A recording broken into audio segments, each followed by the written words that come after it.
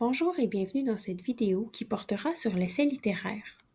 Avant de commencer, voici ce que nous verrons ensemble. Tout d'abord, nous ferons un bref rappel de ce qu'est un genre littéraire.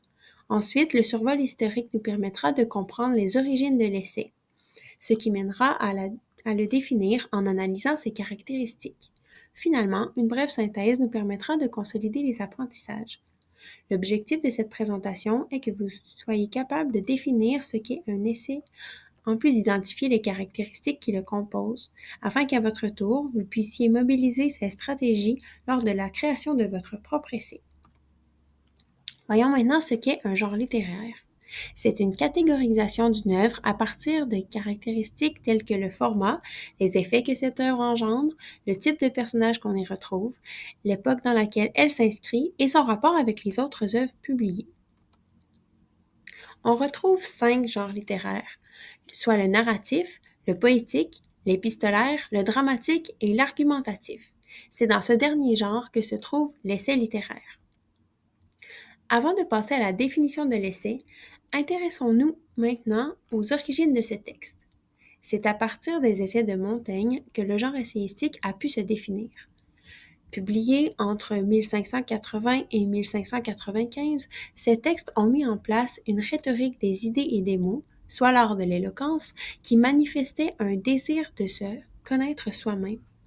De plus, ces écrits proposaient une nouvelle approche de la connaissance qui n'était pas fondée sur des certitudes, mais plutôt sur des réflexions. Aujourd'hui, on peut définir l'essai comme étant un texte dans lequel l'auteur explore un sujet en partageant ses réflexions et ses découvertes. L'essai se distingue par son lien direct avec le réel. Tel que le souligne la citation de Yolande Tremblay, le but de l'essai est de montrer, de juger et de transformer le réel en agissant sur le lecteur. Cette définition nous permet de souligner 5 caractéristiques de l'essai que nous tenterons de présenter. Tout d'abord, la subjectivité signifie que l'essai est écrit au jeu, à partir de l'expérience personnelle de l'auteur, contrairement au roman où est-ce que le jeu narratif ne correspondrait pas forcément à l'expérience de l'auteur.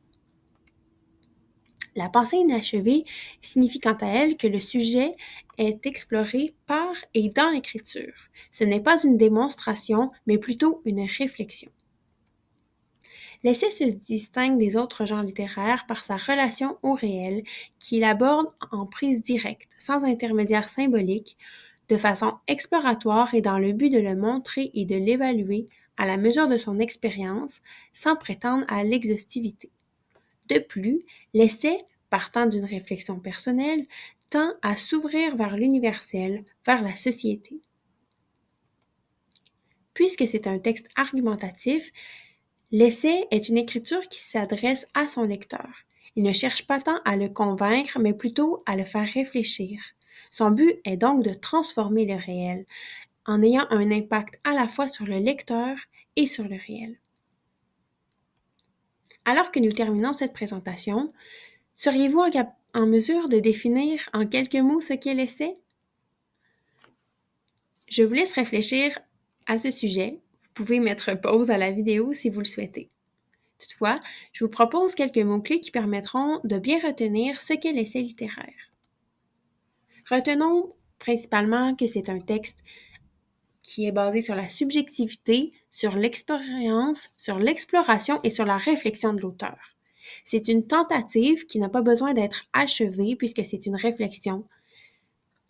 Toutefois, faisant partie du texte argumentatif, on retrouvera certaines influences ou certains désirs de modifier la pensée du lecteur. Maintenant que vous avez écouté attentivement cette vidéo, vous êtes invité à tester vos connaissances en répondant au questionnaire qui se trouve dans la description de cette vidéo. Je vous remercie pour votre écoute et vous souhaite une belle journée. Au revoir.